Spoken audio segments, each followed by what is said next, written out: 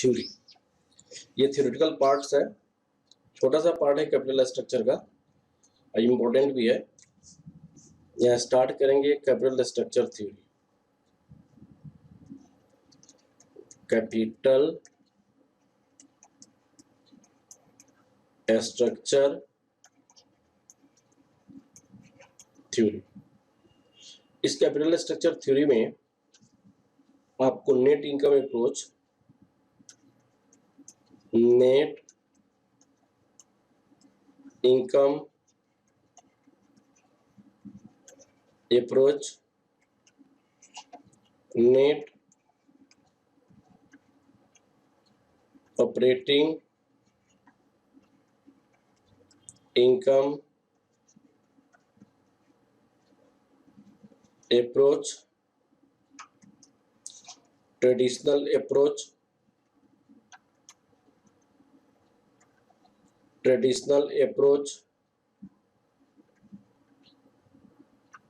और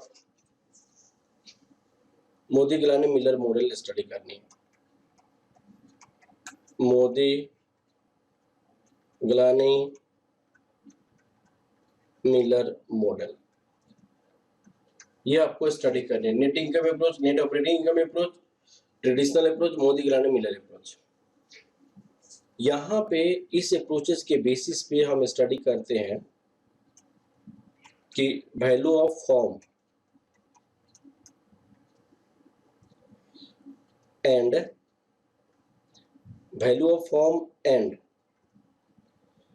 capital structure. Capital structure का मतलब क्या होता है? डेब्ट और इक्विटी, इक्विटी का प्रोपोर्शन, डेब्ट और इक्विटी के प्रोपोर्शन। वैल्यू ऑफ फॉर्म और कैपिटल स्ट्रक्चर में क्या रिलेशन है? वैल्यू ऑफ फॉर्म कब बढ़ेगा, कैपिटल स्ट्रक्चर कैसे रखेंगे? वैल्यू ऑफ फॉर्म घटेगा, कैपिटल स्ट्रक्चर कैसा होगा? कॉस्ट ऑफ कैपिटल और कैपिटल स्ट्रक्चर में क्या रिलेशन है? कॉस्ट ऑफ कैपिटल और कैपिटल स्ट्रक्चर में क्या रिलेशन है? यहाँ पे आपका आ जाएगा कॉस्ट ऑफ कैपिटल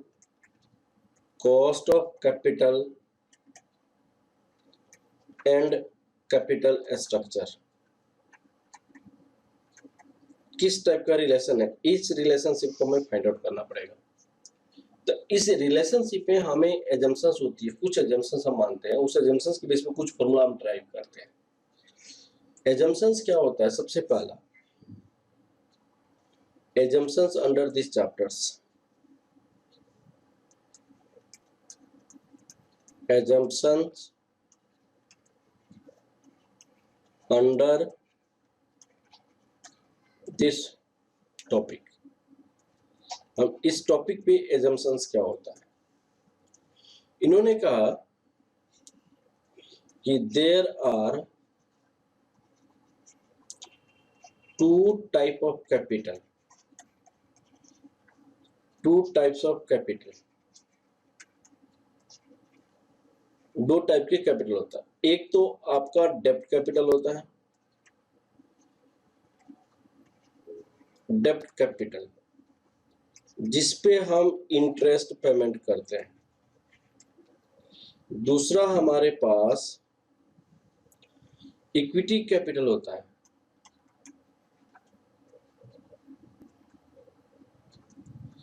जिसपे बैलेंस प्रॉफिट होता है, balance profit except interest. Total EBIT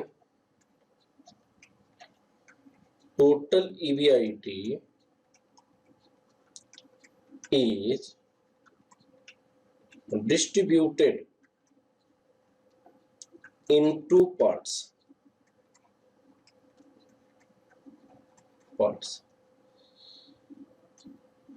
Interest और दूसरा होता है ईबीआईटी माइनस इंटरेस्ट।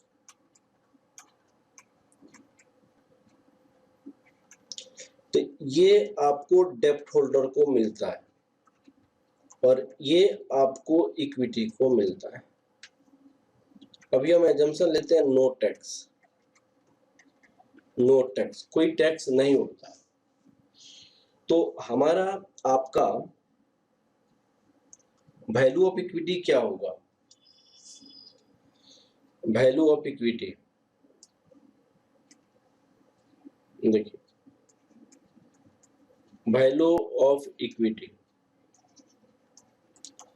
इक्विटी की वैल्यू में उसके desire return, cost of equity company के लिए, कॉस्ट इन्वेस्टर के लिए desire return, K the cost of equity, value of equity, ये इस वैल्यू पे इस रेट से रिटर्न चाहता है। तो वह रिटर्न चाहता है तो रिटर्न कितना होता है? ईबीआईटी से इंटरेस्ट को घटा दीजिए, ईबीआईटी से इंटरेस्ट को घटा दीजिए। इक्विटी की वैल्यू हमारे पास इतनी थी, इतनी वैल्यू थी इक्विटी की, इस वैल्यू पे इस रेट से रिटर्न चाहता है इक्विटी इन्वेस्टर, तो कितना मिलेगा? कितना मिलेगा आपको? इतना मिलेगा। तो यहां आपकी कॉस्ट ऑफ इक्विटी क्या होगा?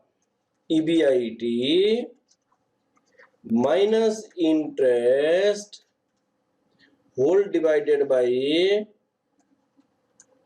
वैल्यू ऑफ इक्विटी, यह तो हो जाएगा।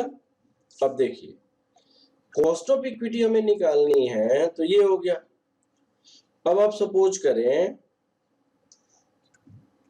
वैल्यू ऑफ इक्विटी, सपोज कीजिए हमें निकालनी है, वैल्यू ऑफ इक्विटी निकालना होगा तो क्या करेंगे? वैल्यू ऑफ इक्विटी अगर निकालेंगे तो क्या करेंगे? EBIT minus interest whole divided by cost of equity कहेंगे, कॉस्ट ऑफ इक्विटी, क्योंकि ईबीआईटी से इंटरेस्ट को घटाओगे तो प्रॉफिट फॉर इक्विटी हो जाएगा। मान लिया जाए, लेट सपोज कीजिए, मान लीजिए 10 लाख की इक्विटी है, वो आपको के परसेंट से इस 10 लाख पे इस रेट से कमाना चाहता है, इस 10 लाख पे इस रेट से कमाना चाहता है, तो इक्विटी को कितना मिलना चाहिए? मान लो कि 2 लाख रुपया फायदा हुआ, उसमें इंटरेस्ट आपको दे दी गई 50,000 रुपया, तो इक्विटी को मिलेगा। तो कॉस्ट ऑफ इक्विटी कितना हो जाएगा? कॉस्ट ऑफ कंपनी ने इक्विटी होल्डर को दिया 1,50,000, कितने वैल्यू के लिए दिया? कितने वैल्यू के लिए दिया? 10 लाख वैल्यू के लिए दिया, इक्विटी की 10 लाख वैल्यू के लिए ये दिया। तो कितना परसेंट कंपनी के लिए कॉस्ट आ गई? 15% कंपनी के लिए कॉस्ट हो गया। कंपनी के लिए कॉस्ट 15%, लेकिन इक्विटी की रिटर्न कितना परसेंट हो जाएगा? इक्विटी की रिटर्न कितना परसेंट हो जाएगा? इक्विटी की रिटर्न 15% हो जाएगा। कंपनी के लिए कॉस्ट जो होगा इक्विटी इन्वेस्टर के लिए वो रिटर्न हो जाएगा। अब देखिए, वैल्यू ऑफ फॉर्म जो होता है वो क्या होता है? Value of form, value of form डेब्ट plus equity, value of form equal to डेब्ट प्लस इक्विटी। अब डेब्ट और इक्विटी को क्या मिलता है? Value of form, value of form जो होता है, value of form, total value of form को क्या मिल जाता है? ये कॉस्ट ऑफ कैपिटल होता है, कॉस्ट ऑफ कैपिटल। कंपनी जितना भी पैसा उठाती है, अब उस पैसे उठाने के बदले में कंपनी जो देती है इन्वेस्टर को, कंपनी जो इन्वेस्टर को देती है, कंपनी के लिए वो कॉस्ट हो गया। Value of form into cost of capital, जितनी भी कंपनी पैसा उठाती है और जो पैसा इन्वेस्टर को देती है कंपनी, जो पैसा इन्वेस्टर को देती है वो कंपनी के लिए कॉस्ट हो गया। और यहाँ पे जो कंपनी को मिलेगा, कंपनी को क्या देगी? कंपनी इन्वेस्टर को ईबीआईटी देगी, operating profit.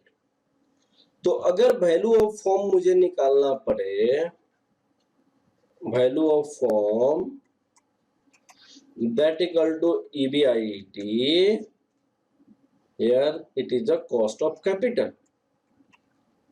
Cost of capital. Cost of capital equal to EBIT divided by value of home. तो आपके पास यहां पे ये एक रिलेशन हो गई,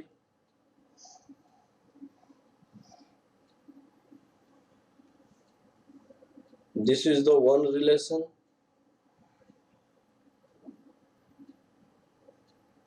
और ये आपका दूसरा रिलेशन है।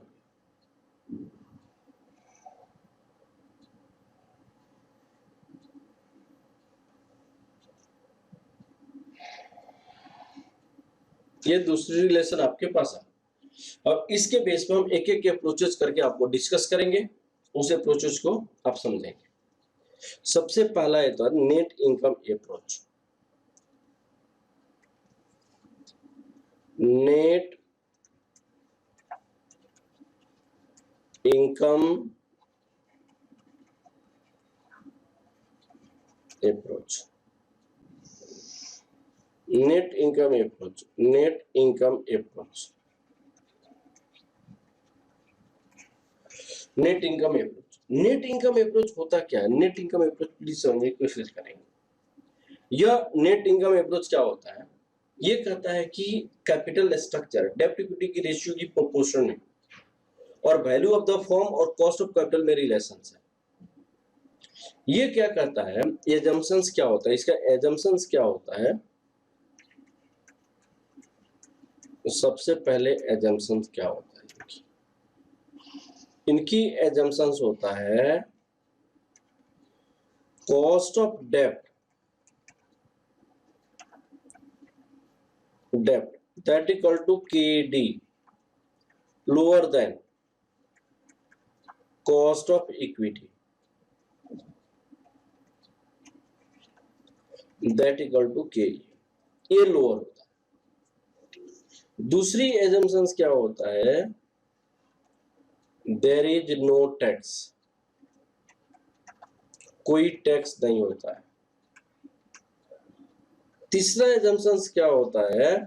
There is no tax. तीसरी एजम्पशंस क्या होता है? यहां पे एक पॉइंट को आपको समझिएगा। तीसरी एजम्पशंस क्या होता है? No tax. उसके बाद एक एजम्पशंस होता है total EBIT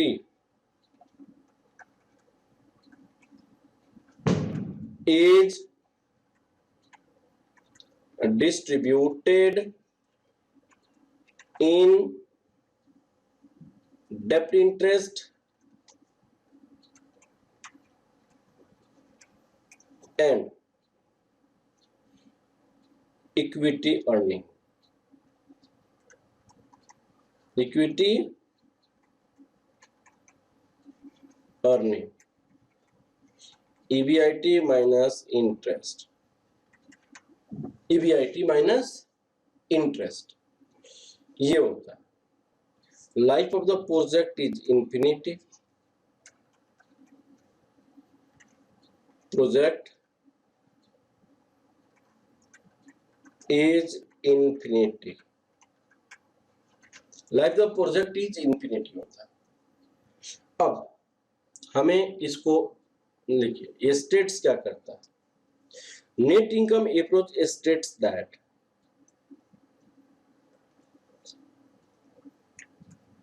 net income approach states that net income approach states that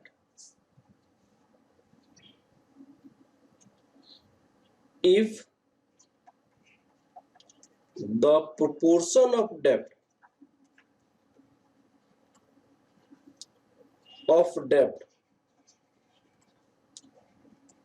increases, then value of then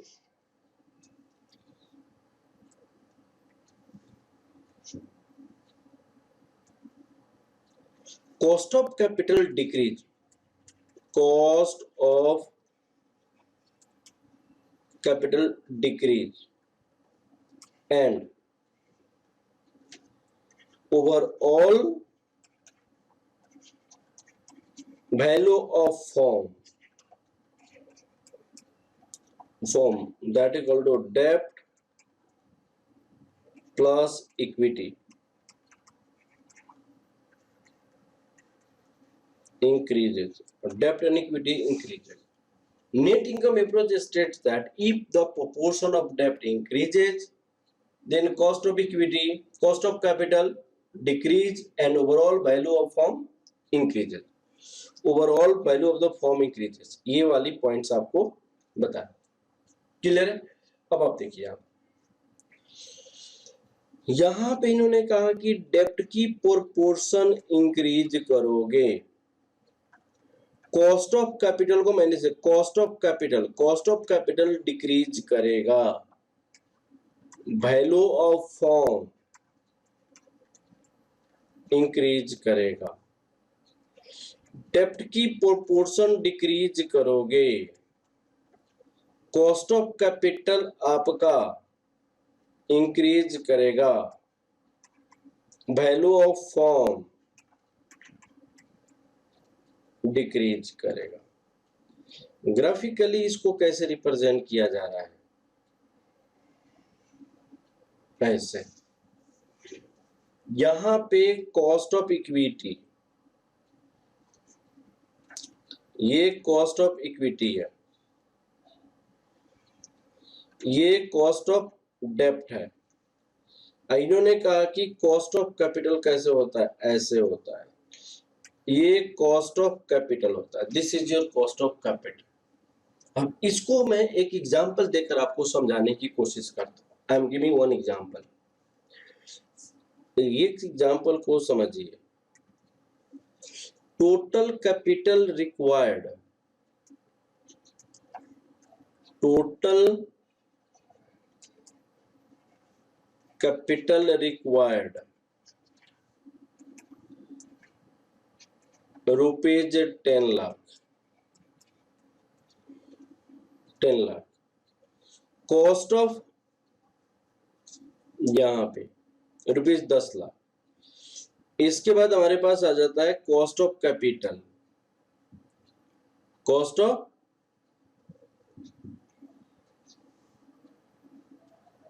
यहां पे cost of capital,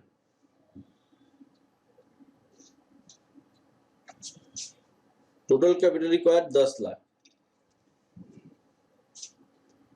cost of capital यहां पे कितना हो जाएगा, कॉस्ट ऑफ डेप्ट capital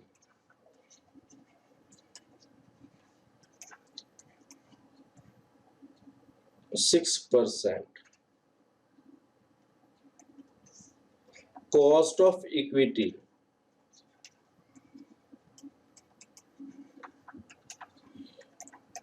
10%, EBIT rupees 2 lakh. Prove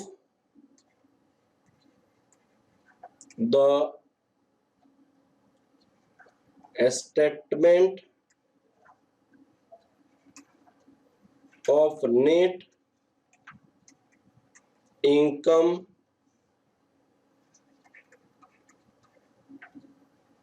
approach. हमें नेट इनकम अप्रोच के स्टेटमेंट को प्रूव करना, तो हम इसमें क्या मान लेते हैं, एक बार 30% डेप्ट रख लेंगे, एक ये अल्टरनेटिव लेकर चलेंगे, एक बार 50% डेप्ट लेंगे, एक बार 70% डेप्ट लेकर हम तीन अल्टरनेटिव को डिस्कस करेंगे। यहाँ पे 30% डेप्ट, 70% डेप्ट, 50% डेप्ट, आप तीनों में प्रूव करेंगे कि कॉस्ट ऑफ कैपिटल क्या है, वैल्यू ऑफ द फर्म क्या। तो 30% डेप्ट कितनी होगी, 6%, डेप्ट 3 लाख होगा, यहां पे 5 लाख होगा, यहां पे 7 लाख रुपया हो जाएगा। इंटरेस्ट कितना होगा यहाँ पे? इंटरेस्ट 18,000 हो जाएगा, यहाँ पे 30,000 इंटरेस्ट हो जाएगा, यहाँ पे 42,000 हो जाएगा। अब वैल्यू ऑफ द फॉर्म हमें निकालनी है, तो calculation of value of the form and cost of capital हम लिखेंगे। यहां लिखेंगे कैलकुलेशन ऑफ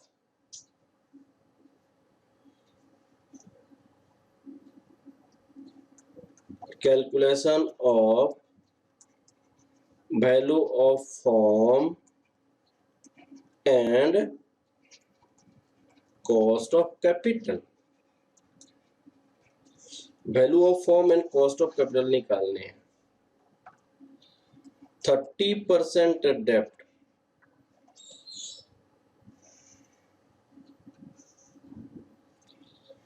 फिर 50% डेप्ट, 70% डेप्ट,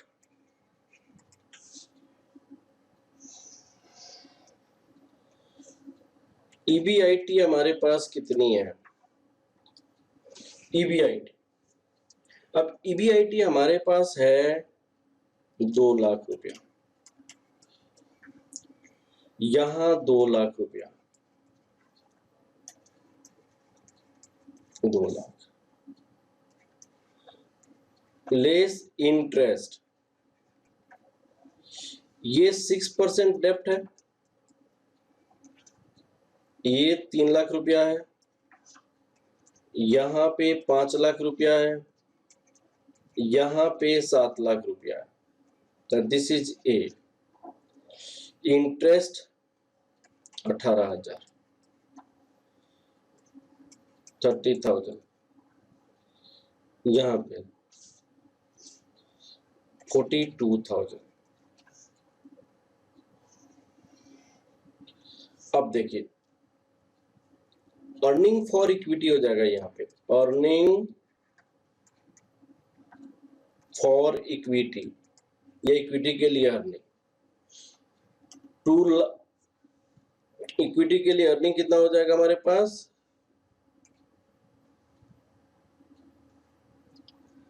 इक्विटी के लिए 1,82,000, 1,70,000, 1,58,000। अब देखिए कॉस्ट ऑफ इक्विटी हमारे पास कितनी है? 10% है, 10% है, ये 10% है। वैल्यू ऑफ इक्विटी क्या होगा? वैल्यू ऑफ इक्विटी यहां पे हमने लिखा था EBIT minus interest divided by K E, तो यहां हो जाएगा 1,82,000 divided by 10%, that equal to 18,20,000। 1,70,000 that equal to 10%, यहाँ पे 17 लाख, 1,58,000, यहाँ पे 10%, यहाँ पे 15,80,000। अब वैल्यू ऑफ इक्विटी, उसके बाद सपोज कीजिए value of firm, suppose this is the B, value of firm क्या होगा? Value of firm that equal to A plus B. अब यहाँ पे 3 लाख है और ये आपका 18 लाख है, तो 21,20,000 हो जाएगा। यहाँ पे 17 लाख है, ये 5 लाख है, ये 22 लाख हो जाएगा। 15,80,000 है, ये 7 लाख है, 22,80,000 रुपया हो जाएगा ये। तो it is the value of the firm increasing order में है। डेप्ट की प्रोपोर्शन इंक्रीज किया तो वैल्यू ऑफ द फॉर्म भी इंक्रीज किया, डेप्ट की प्रोपोर्शन इंक्रीज किया तो वैल्यू ऑफ द फॉर्म भी इंक्रीज किया। दूसरी आपको क्या होगा? Cost of capital, cost of capital, EBIT, यहाँ पे सी रख लो, ये this is your C, EBIT divided by C, that is 2 lakh divided by 21,20,000 into 100, यहाँ पे 2 lakh divided by 22 lakh into 100, यहाँ पे 2 लाख डिवाइडेड बाय 22,80,000 इंटू 100। अब देखिएगा यहाँ हमारे पास कितना हो गई, 2 लाख डिवाइड 20,000, 9.43, यहाँ 2 लाख डिवाइडेड बाई 22 लाख 9.09, यहाँ पे 2 लाख डिवाइडेड बाई 22,80,000 8.77, तो प्रूव भी हो गया। यहाँ पे डेप्ट की प्रोपोर्शन बढ़ाई गई, डेप्ट की प्रोपोर्शन बढ़ाई गई, डेप्ट की प्रोपोर्शन बढ़ाई गई, तो यहाँ कॉस्ट ऑफ ये था तो इससे और कम हो गया, इससे और कम हो गया, और वैल्यू ऑफ द फर्म क्या कर रहा है, इंक्रीज कर रहा है। तो डेप्ट की प्रोपोर्शन बढ़ाओगे तो value of the firm increase करेगा, value of the firm increase करेगा, कॉस्ट ऑफ कैपिटल क्या करेगा, ये आपका डिक्रीज करेगा। यह नेट इनकम अप्रोच करता है, नेट इनकम अप्रोच यह करता है, ठीक है। अब देखिए, अब नेट ऑपरेटिंग इनकम अप्रोच क्या कहता है उसको हम देखते हैं। यहाँ पे नेट ऑपरेटिंग इनकम अप्रोच, यहाँ पे क्या स्टडी करेंगे, नेट ऑपरेटिंग इनकम अप्रोच, ठीक है। अब सबसे पहले net operating income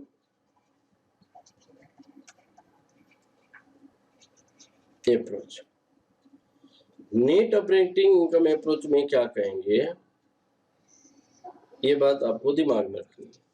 net operating income, net operating income में क्या कहता है कि भाई साहब अगर मान लिया जाए कि डेप्ट की प्रोपोर्शन इंक्रीज करोगे, एजम्पशन लगभग सेम है, डेप्ट की प्रोपोर्शन इंक्रीज करोगे, रिस्क ऑफ इक्विटी क्या करेगा, रिस्क ऑफ इक्विटी आपका इंक्रीज करेगा, रिस्क ऑफ इक्विटी इंक्रीज करेगा, इसीलिए कॉस्ट ऑफ इक्विटी क्या होगा, ये भी इंक्रीज करेगा, कॉस्ट ऑफ इक्विटी भी इंक्रीज करेगा। दैट इज, अगर डेप्ट की प्रोपोर्शन इंक्रीज करते हो, रिस्क ऑफ इक्विटी क्या करेगा, आपका इंक्रीज करेगा, उसके कारण कॉस्ट ऑफ इक्विटी भी आपका क्या करेगा, इंक्रीज करेगा। दैट इज, इनकी एक एजम्पशंस क्या होता है, एडिशनल एजम्पशंस क्या होता है, कॉस्ट ऑफ कैपिटल जो होता है ये आपकी कांस्टेंट होती है, ये चेंज नहीं होता है, कॉस्ट ऑफ कैपिटल चेंज नहीं होता है, कॉस्ट ऑफ कैपिटल क्या होता है, सेम होता है। पिछले में नेट इनकम अप्रोच में क्या था कि कॉस्ट ऑफ डेप्ट सेम होता है, कॉस्ट ऑफ इक्विटी सेम होता है, कॉस्ट ऑफ कैपिटल चेंज होता है। अब देखिए यहां पे इन्होंने कहा कि कॉस्ट ऑफ डेप्ट जो होता है ये कांस्टेंट होता है, that is a cost of डेप्ट। इन्होंने कहा कॉस्ट ऑफ इक्विटी जो कॉस्ट ऑफ कैपिटल डेप्ट से ज्यादा होता है, और कॉस्ट ऑफ इक्विटी जो होता है ऐसे होता है, कॉस्ट ऑफ इक्विटी की रिस्क क्या होता है, इंक्रीज करता है, कॉस्ट ऑफ इक्विटी का कॉस्ट भी इंक्रीज करता है, ठीक है। That is a net operating income approach. If the proportion of debt increases, risk of equity increases, cost of equity increases, ठीक है। अब यहाँ पे मैं स्टेट करता हूं, अब देखिए यहाँ पे देखिए आप, इफ द प्रोपोर्शन, देखिए net operating income approach states that if the proportion of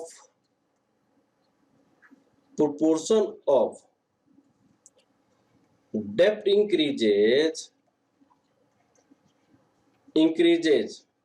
if the proportion of debt increases, risk of equity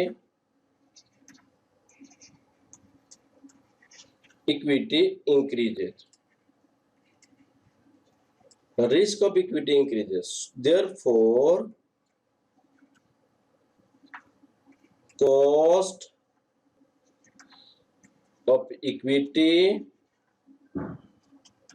will increase. Cost of equity will increase. Cost of equity will increase. इसीलिए cost of equity will increase. इस case में cost of equity increase करें. For example हम लेते हैं,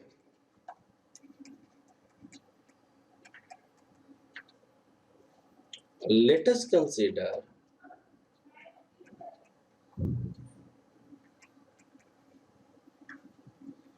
total capital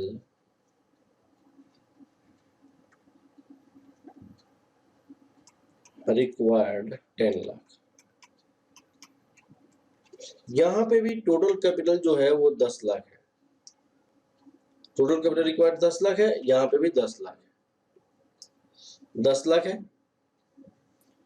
यहां cost of capital आपके पास कितनी हो जाएगी? Cost of capital 10%. आपको 3 alternative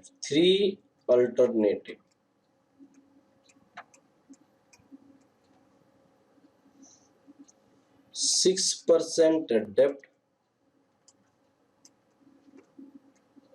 30%, that equal to rupees 3 lakh. 50% डेप्ट, रुपीज 5 लाख. आपका 70% डेप्ट 7 लाख. ईबीआईटी आपके पास कितनी है? वही रुपीज 2 लाख. अब इस स्टेटमेंट को हमें प्रूव करनी है. 2 लाख ईबीआईटी है, उस स्टेटमेंट को हमें प्रूव करनी है. तो statement showing net operating income approach, यहां पे क्या करें? Statement showing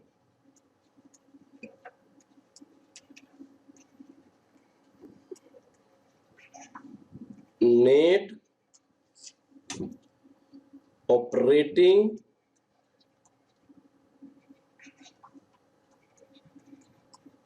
income approach.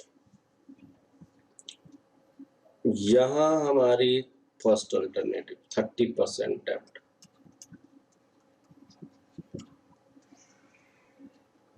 ये 50% डेप्ट.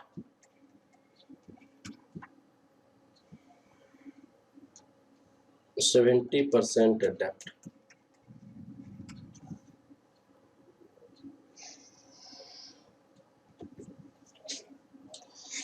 ईबीआईटी हमारे पास कितनी है? ईबीआईटी 2 लाख रुपया है. 2 लाख रुपया. Cost of capital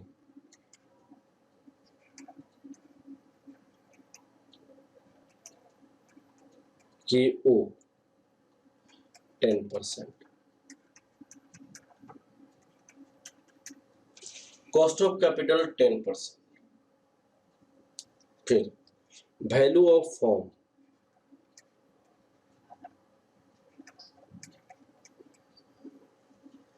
2 lakh divided by 10%, 2 lakh divided by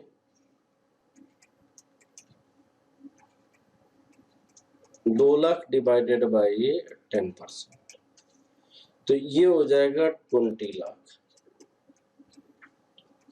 ये 20 लाख हो जाएगा, या 20 लाख, तो ये आप मान लो ए,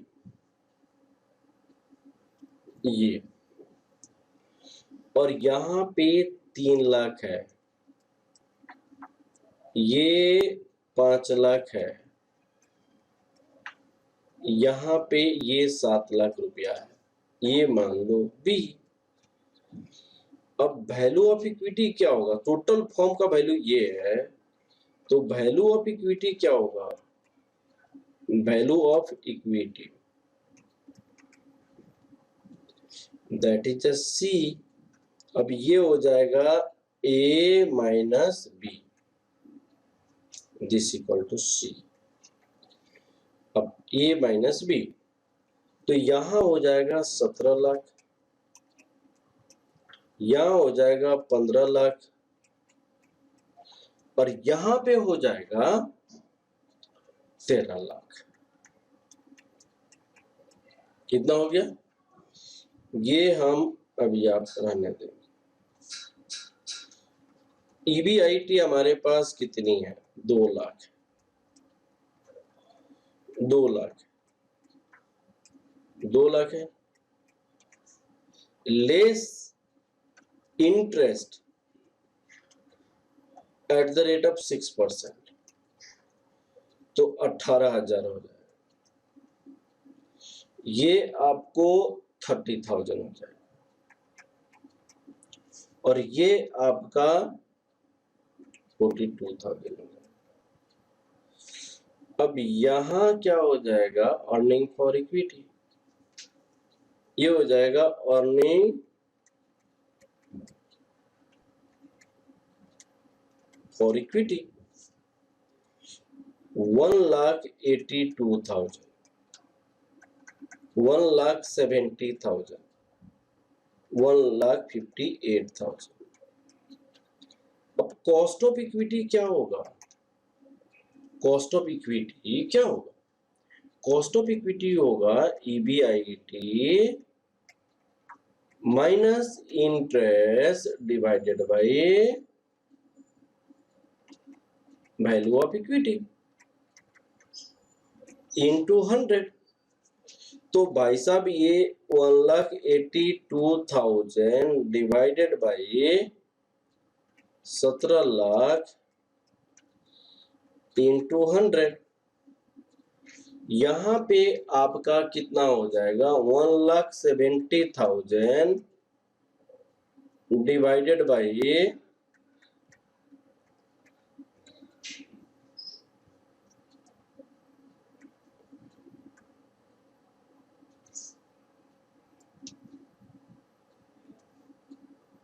यहां पे 15 लाख इंटू 100, और ये कितनी है? 1,58,000 डिवाइडेड बाय 13 लाख इंटू 100। अब देखिए 1,58,000 divided 13 lakh into 100, 12.15%, 17 lakh divided by 11.33%, 1,82,000 divided by 17 lakh, 10.70%।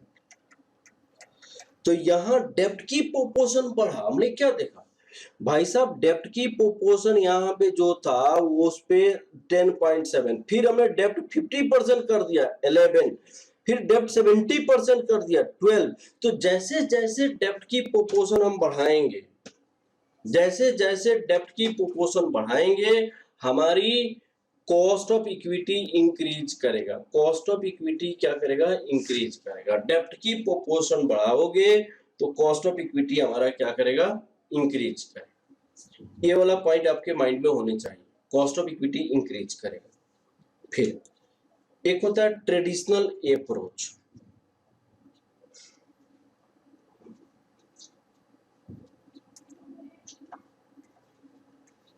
Traditional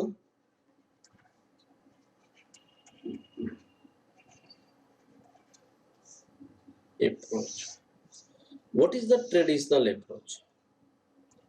traditional approach क्या कहता है, नेट इनकम अप्रोच और नेट ऑपरेटिंग इनकम अप्रोच दोनों को मिला देता है। ट्रेडिशनल अप्रोच क्या कहता है, net income approach net operating income approach दोनों को मिलाता है। इन्होंने क्या कहता है, कुछ लिमिट तक डेप्ट की प्रोपोर्शन आप इंक्रीज करोगे, कुछ लिमिट तक डेप्ट की प्रोपोर्शन इंक्रीज करोगे तो आपका कॉस्ट ऑफ कैपिटल कम होगा और value of the firm increase करेगा, value of the firm increase करेगा। लेकिन उस लिमिट के बियॉन्ड जाओगे, अगर उस लिमिट के बियॉन्ड जाओगे तो उल्टा रिएक्शन होना शुरू हो जाएगा। उस लिमिट के बियॉन्ड जाओगे तो कॉस्ट ऑफ कैपिटल इंक्रीज करेगा और value of the firm decrease करेगा। लिखिएगा, तो ट्रेडिशनल अप्रोच हमारी बुक की, आप पेज नंबर देख लीजिएगा, हमारे बुक में पेज नंबर है ट्रेडिशनल अप्रोच, इसमें एक्सप्लेन है पेज नंबर 4.41 में, पेज 4.41 में देखिएगा ट्रेडिशनल अप्रोच। इन्होंने कहा कुछ लिमिट तक अगर डेप्ट की प्रोपोर्शन इंक्रीज करोगे, कुछ लिमिट तक डेप्ट की प्रोपोर्शन इंक्रीज करोगे तो value of the firm increase करेगा और कॉस्ट ऑफ कैपिटल डिक्रीज करेगा। As per traditional approach, as per traditional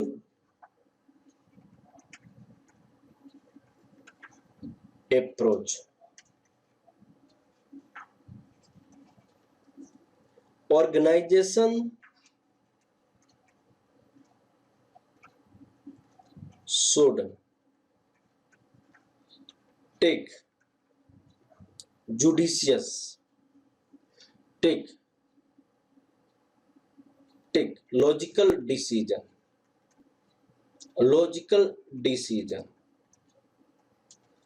under what level of, under what level of debt increase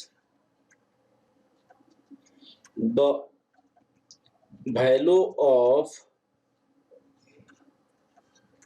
firm increase and cost of capital decrease, cost of capital decrease. On the debt level only, under debt level only proportion of debt increases, proportion of debt increases. Beyond that level, beyond that level, beyond that level, if debt increases, value of firm decreases and cost of capital increase, capital increase. Hence, we must find optimal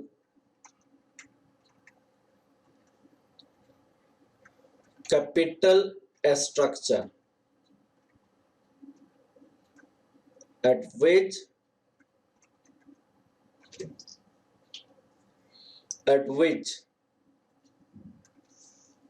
value of firm increase and value of firm increase and value of firm increase and cost of capital decrease.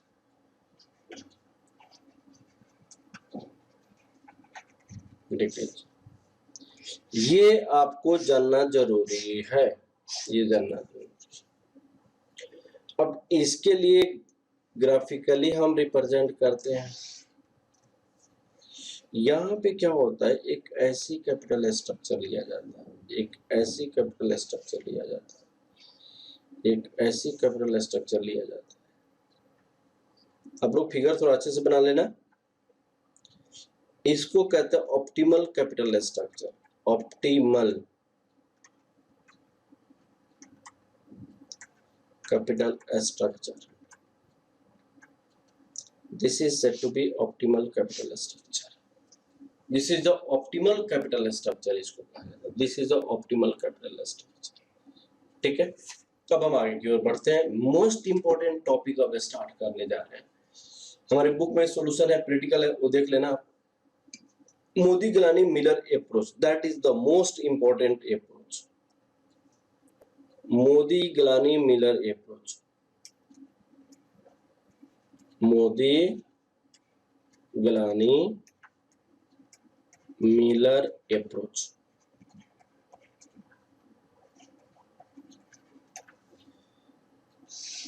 Modi Gilani Miller approach. अब Modigliani Miller साहब क्या कहते हैं? Modigliani Miller approach, Modigliani साहब क्या कहते हैं? Modigliani साहब कुछ लिमिट तक, मोदी गिलानी साहब, अगर दो कंपनी, अगर एक कंपनी हमारे पास ए है, एक कंपनी या हमारे पास बी है, इस कंपनी को हम लीवर्ड कंपनी कहते हैं। मान लो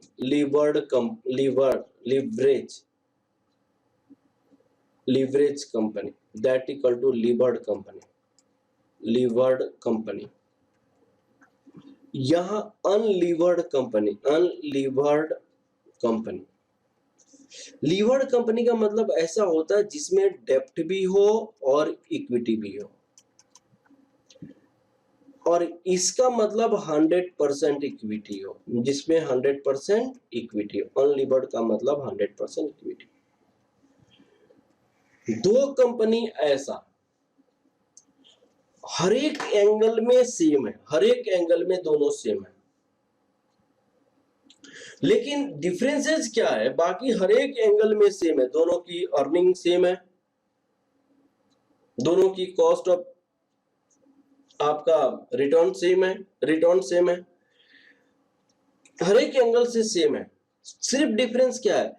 एक कंपनी लीवर्ड कंपनी है, दूसरी कंपनी अनलीवर्ड कंपनी है। एक कंपनी लीवर्ड कंपनी है, दूसरी कंपनी अनलीवर्ड कंपनी है।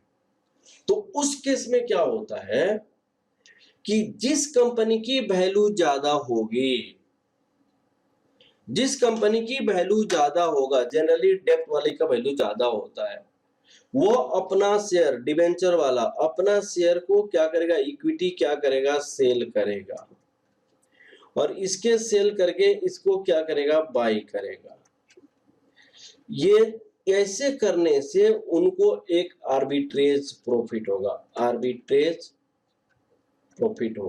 इसको आर्बिट्रेज प्रॉफिट होगा, किसी ना किसी एंगल से थोड़ी सी प्रॉफिट होगा, as per Modigliani Miller approach. If there are two companies are same in each and every respects except one company has levered company, other company is unlevered company। Unlevered का मतलब जिसमें equity होता है, डेब्ट नहीं होता। अब वो आर्बिट्रेज को मैं आपको करके बताऊंगा, आपके बुक में भी है, उसी क्वेश्चन को मैं कंटिन्यू करूंगा। फिर बहुत सारे क्वेश्चन आपको सॉल्व भी है, ठीक है। As per Modigliani Miller approach, ठीक है, as per Modigliani Miller approach,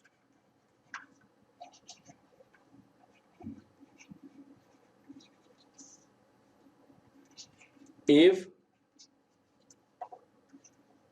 two company are same in all respect except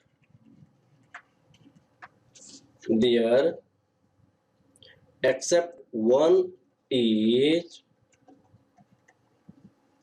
levered company and other is unlevered company, then the company happy the shareholder of company having high value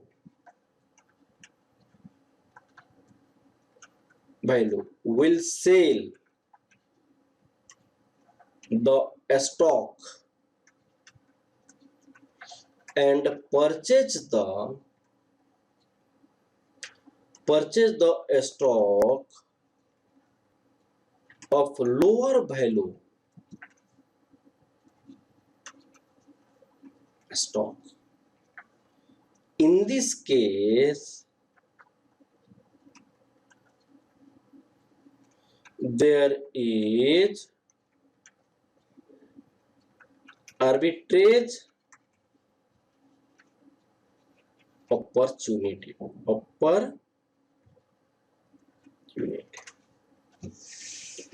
arbitrage opportunity. अब मैं जो आपके book की questions है उसी को continue करता हूं मैं, जो मेरी बुक आप बनाई भी है आप देखिए, आप कंसंट्रेट कीजिए। Page number 4.42, page number 4.42, page 4.42, page 4.42, page 4.42। यहां पे दो कंपनी है, एक तो 10% डेप्ट,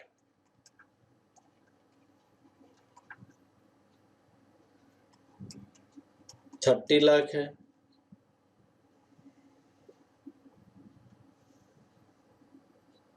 और दूसरी कंपनी क्या है, ये लीवर्ड एंड कंपनी बोला जाएगा, अनलीवर्ड एंड कंपनी, ये 100% इक्विटी है। अब ईबीआईटी इनकी कितनी है, 10 लाख है। यहां पे भी ईबीआईटी 10 लाख है, लेस इंटरेस्ट, तो 30 लाख का 10% तो 3 लाख हो जाएगा, यहां पे नहीं होगा। This is the earning for equity.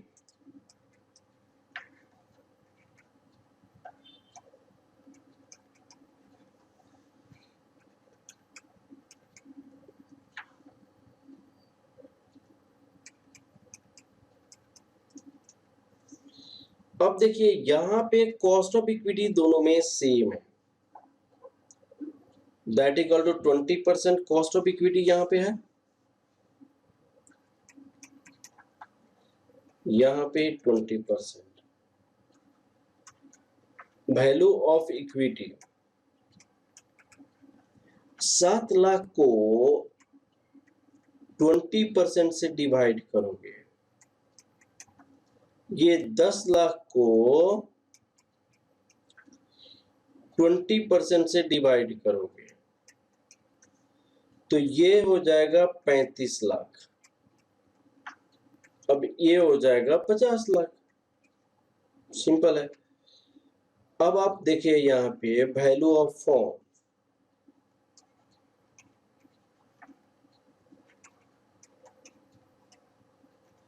यहाँ पे डेप्ट प्लस इक्विटी। अब देखिए 35 लाख का इक्विटी है, यहां पे 30 लाख का इक्विटी है, यहां पे 35 लाख का, तो 65 लाख हो जाएगा।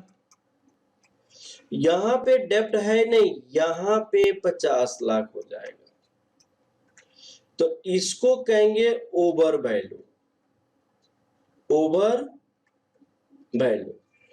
इसको कहेंगे अंडर वैल्यू, इसको क्या कहेंगे हम, अंडर वैल्यू। अब देखिए इसकी वैल्यू तो सिर्फ 50 लाख है, लेकिन इसकी वैल्यू कितनी है, 60 लाख है। तो ओवर वैल्यू अंडर वैल्यू तो हो गया, इसकी वैल्यू सिर्फ 50 लाख है, इसकी 60 लाख।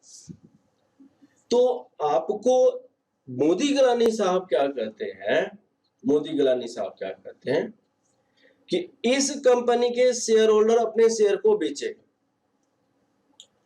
इस कंपनी के शेयर होल्डर अपने शेयर को बेचेगा। अब वो शेयर बेच के किसको खरीदेगा, अनलिवर्ड कंपनी को खरीदेगा, और उससे उसको कुछ फायदा होगा, वो मुझे प्रूव करनी है। ठीक है, अब देखिए मान लीजिए 20% शेयर आपके पास है, unlevered and company 20% share. It is assume that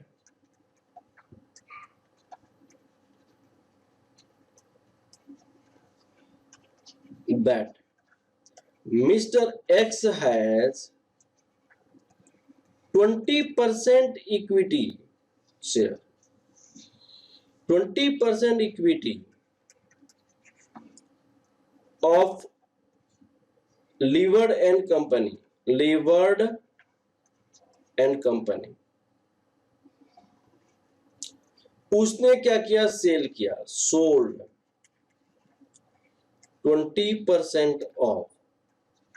कितना था वो, डेप्ट की वैल्यू कितनी थी, 30 लाख, और इक्विटी की वैल्यू कितनी थी, इक्विटी की वैल्यू कितनी थी, 35 लाख। तो 35 लाख का 20% अपना बेचा, तो यहां पे कितना पैसा आएगा उनके पास, 7 लाख रुपया आएगा। बोरोड 20% ऑफ डेप्ट, डेप्ट कितनी थी, 30 लाख। ये होममेड बोरो करेगा, यहां पे पैसा ये बोरो करेगा, ये बात एजम्पशन करनी पड़ेगी। अगर यहाँ 15% शेयर होता तो 15% ही डेप्ट का बोरो करता है, यहाँ पे 25% बेचता तो 25% डेप्ट का बोरो। ये एजम्पशन है कि जितनी इक्विटी बेचोगे उतना ही आप डेप्ट बोरो करोगे। तो बोरो करोगे तो ये कितना हो जाएगा, आपके पास 6 लाख रुपया हो जाएगा, 20%। अब टोटल अवेलेबल कैपिटल आपके पास कितना हो जाएगा, टोटल अवेलेबल कैपिटल आपके पास 13 लाख हो जाएगा, टोटल अवेलेबल कैपिटल 13 लाख। अब क्वेश्चन ये है कि इस 13 लाख को करेगा क्या।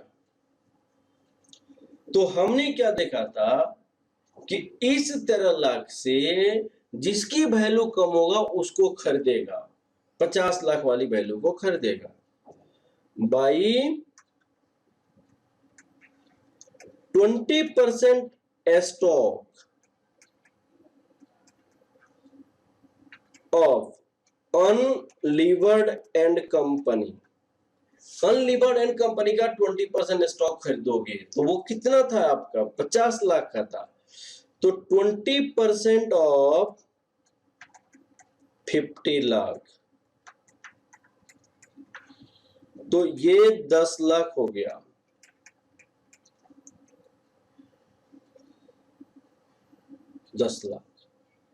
सरप्लस फंड आपके पास कितना हो गया, surplus fund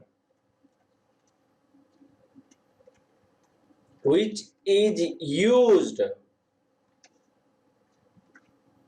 for, surplus fund which is used for, surplus fund which is used for extra income, extra income, that is a arbitrage, rupees 13 lakh. Sorry 3 lakh. ये जो डेप्ट उठाया गया इसकी इंटरेस्ट रेट क्या है, जो क्वेश्चन में दिया है 10% इंटरेस्ट, 10% के रेट से आपने उठाया, 10% रेट पे जो रेट इंटरेस्ट रेट दिया है उसी रेट से उठा दे।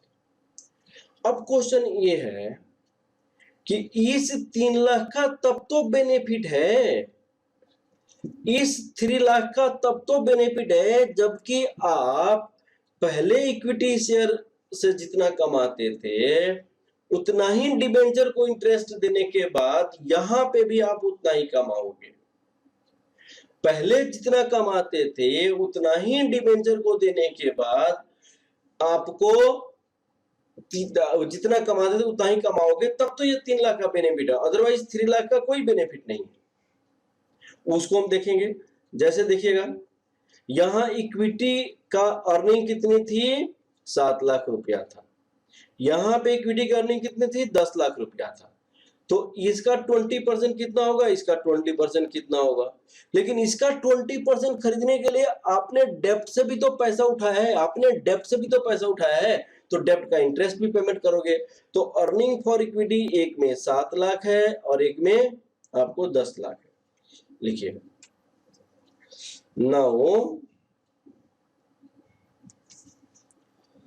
now it is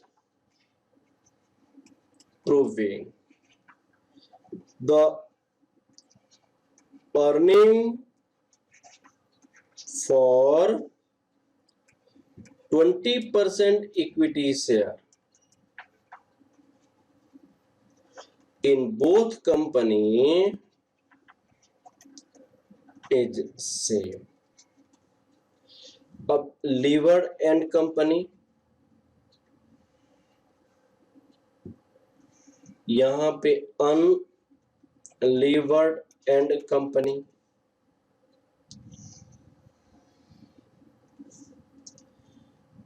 20% share holder earning, यहां पे 20% ऑफ 7 लाख, क्योंकि 7 लाख इक्विटी का अर्निंग था, यहां 20% ऑफ 10 लाख, यहां आपका हो जाएगा 7 लाख, 20% 7 लाख,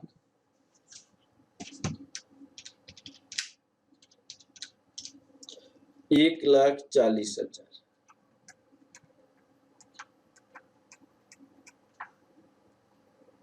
यहां पे 2 लाख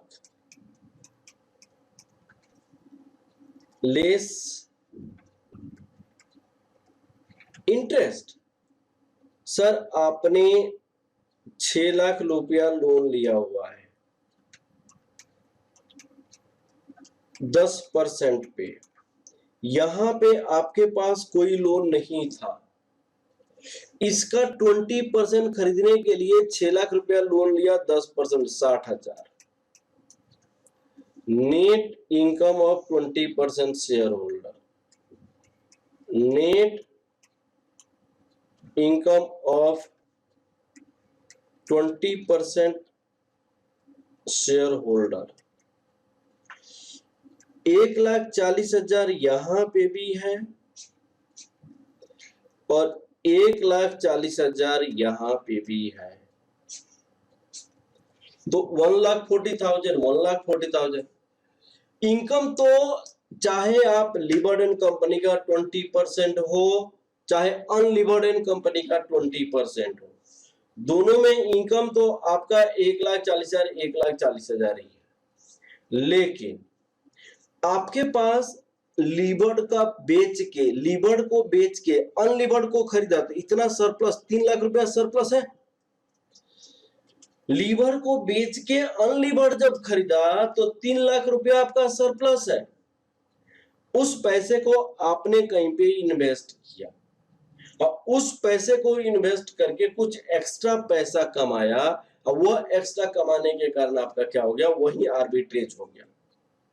तो 20% इनकम तो आपका दोनों में है, 20% इनकम होल्डर को आपको कितनी है, 1,40,000 यहाँ पे भी है, 1,40,000 यहाँ पे भी है, और उसको 3 लाख रुपए जो सरप्लस है इसको बेच के उसको खरीदने के लिए उस सरप्लस को हम कहीं पे इन्वेस्ट करेंगे, इन्वेस्ट करके एक्स्ट्रा पैसा कमाएंगे, वही हमारी एक्स्ट्रा इनकम है due to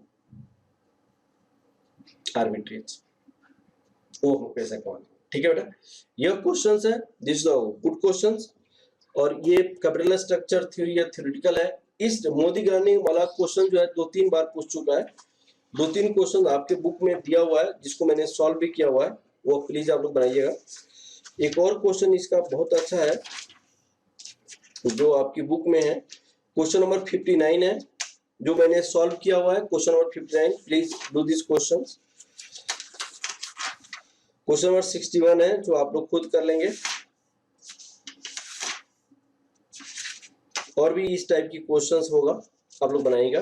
net income plus net operating plus जो क्वेश्चंस है जो सॉल्व है, आप अपने एग्जाम की सारी क्वेश्चंस करेंगे। एक क्वेश्चंस है जो आप जरूर बनाना, अगर कोई डाउट हो तो पूछना मुझसे। आपके एग्जाम की क्वेश्चंस है, हाँ ये क्वेश्चन है जून 2012 में आपसे पूछी गई है, जून 2012 में आपसे क्वेश्चन पूछा गया है, जून 2012 में हमारी बुक का क्वेश्चन नंबर 80 है, पेज 4.57 है, आप जरूर इस क्वेश्चन को बनाना। ओके, थैंक यू क्लास, पूरी चैप्टर कंप्लीट हो गया, हम नेक्स्ट क्लास में नेक्स्ट चैप्टर शुरू करेंगे। Okay, thank you class.